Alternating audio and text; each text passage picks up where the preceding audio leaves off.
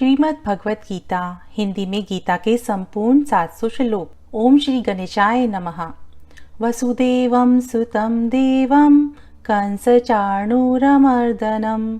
देवकी परमानन्दं कृष्णं वन्दे जगद्गुरुं मूकं करोति वाचालं पङ्गुलङ्घ्यते गिरं यत्कृपातमहं वन्दे परमानंदम माधवम। अध्याय 1। अर्जुन का शोक। धृतराष्ट्र बोले, हे संजय, धर्मभूमि कुरुक्षेत्र में एकत्र हुए युद्ध के इच्छुक मेरे और पांडु के पुत्रों ने क्या क्या किया।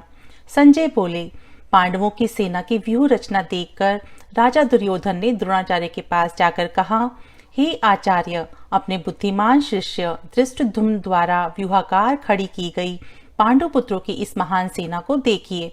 इस सेना में महान धनुर्धारी योद्धा हैं जो युद्ध में भीम और अर्जुन के समान हैं, जैसे युयुधान, विराट तथा महारथी राजा द्रुपद, दृष्टकेतु, चेकितान, बलवान काशीराज, पुरोजित, कुंती भोज और मनुष्यों में श्रेष्ठ शैब्य, पराक्रमी युधामन्यु, बलवान उत्तमोजा, सुभद्रा पुत्र अभिमन्यु और द्रौपदी के पुत्र, ये सब महारथी हैं। हे आचार्य, हमारे पक्ष में भी जो प्रधान योद्धा गण हैं उनको भी आप जान लीजिए। आपकी जानकारी के लिए मैं अपनी सेना के नायकों के नाम बताता हूँ। एक तो स्वयं आप, भीष्म, कर्ण और विजयी कृपाचार्य तथा अश्वत्थामा विकर्ण और सोमदत्त का पुत्र है। मेरे लिए प्राण त्याग करने के लिए तैयार, युद्ध में कुशल और भी अनेक शूरवीर हैं। भीष्म पितामह द्वारा रक्षित हमारी सेना अजय है और भीम द्वारा रक्षित उनकी सेना जीतने में सुगम है। अतः विभिन्न मोर्चों पर अपने अपने स्थान पर स्थित रहते हुए आप सब लोग भीष्म पितामह की ही सब ओर से रक्षा करें। उस समय कौरवों में वृद्ध प्रतापी भीष्म पितामह ने दुर्योधन के मन में हर्ष उत्पन्न करते हुए उच्च स्वर से गरजकर शंख ध्वनि की।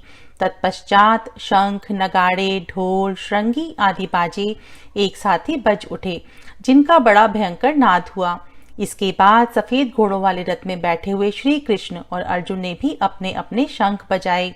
भगवान कृष्ण ने पांचजन्य, अर्जुन ने देवदत्त तथा भयंकर कर्म करने वाले भीम ने पौंड्र नामक महाशंख बजाए। हे राजन, कुंती पुत्र राजा युधिष्ठिर ने अनंत विजय नामक शंख और नकुल तथा सहदेव ने क्रमशः सुघोष और मणिपुष्पक नामक शंख बजाए।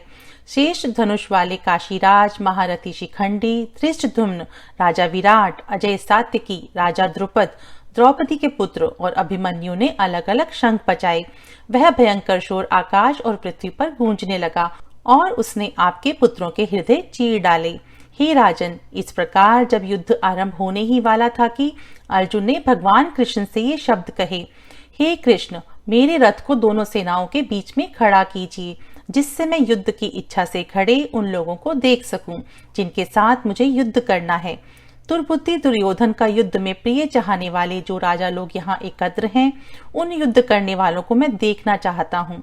संजय बोले, हे भारत, अर्जुन के इस प्रकार कहने पर भगवान कृष्ण ने दोनों सेनाओं के बीच उत्तम रथ को भीष्म, द्रोण तथा पृथ्वी के समस्त शासकों के सामने खड़ा करके कहा, हे अर्जुन, यहाँ एकत्र हुए इन कौरवों को देखो। वहां अर्जुन ने अपने चाचाओं, पितामहों, आचार्यों, मामाओं, भाइयों, पुत्रों, पौत्रों और मित्रों को खड़े हुए देखा।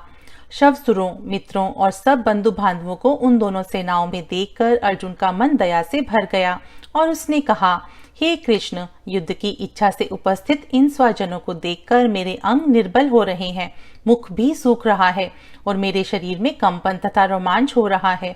मेरे हाथ से गांडीव धनुष गिर रहा है, मेरा मन भ्रमित सा हो रहा है तथा मैं खड़ा रहने में भी असमर्थ हूँ।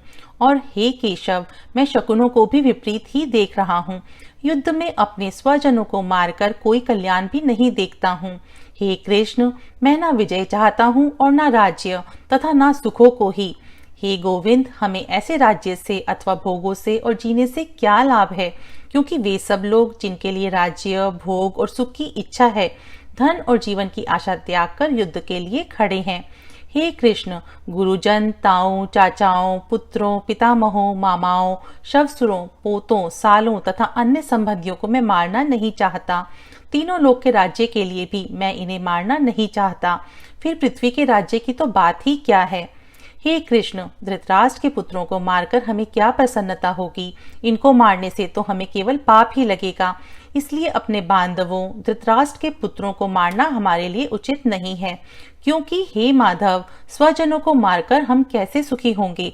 यद्यपि लोभ से भ्रष्टचित हुए ये लोग अपने कुल के नाश से उत्पन्न दोष को और मित्रों से विरोध करने में हुए पाप को नहीं देख पा रहे हैं। परंतु हे कृष्ण, कुल के नाश से उत्पन्न दोष को जानने वाले हम लोगों को इस पाप से बचने के लिए क्यों नहीं सोचना चाहिए? कुल के नाश से कुल के सनातन धर्म नष्ट हो जाते हैं। धर्म नष्ट होने पर सारे कुल को पाप दबा लेता है। हे कृष्ण, पाप के बढ़ जाने से कुल की स्त्रियां दूषित हो जाती हैं, और हे कृष्ण, स्त्रियों के दूषित होने पर वर्ण संकर पैदा होते हैं। वर्ण संकर कुलाघातियों को और सारे कुल को नरक में ले जाता है, क्योंकि वर्ण संकर द्वारा श्राद्ध और तर्पण ना मिलने से पितर भी अपने स्थान से नीचे गिर जाते हैं। इन वर्ण संकर पैदा करने वाले दोषों से कुल घातियों के सनातन कुल धर्म और जाति धर्म नष्ट हो जाते हैं। हे कृष्ण, हमने सुना है कि जिनके कुल धर्म नष्ट हो जाते हैं उन्हें बहुत समय तक नरक में वास करना होता है। यह बड़े शोक की बात है कि हम लोग बड़ा भारी पाप करने का निश्चय कर बैठे हैं तथा राज्य और सुख के लोभ से अपने स्वजनों का नाश करने को तैयार हैं। मेरे लिए अधिक कल्याणकारी होगा यदि मुझको ये कौरव युद्ध में मार डालें। संजय बोले। ऐसा कहकर शोकाकुल मन वाला अर्जुन रणभूमि में बाण सहित धनुष का त्याग करके रथ के पिछले भाग में बैठ गया। यहाँ पहला अध्याय समाप्त होता है।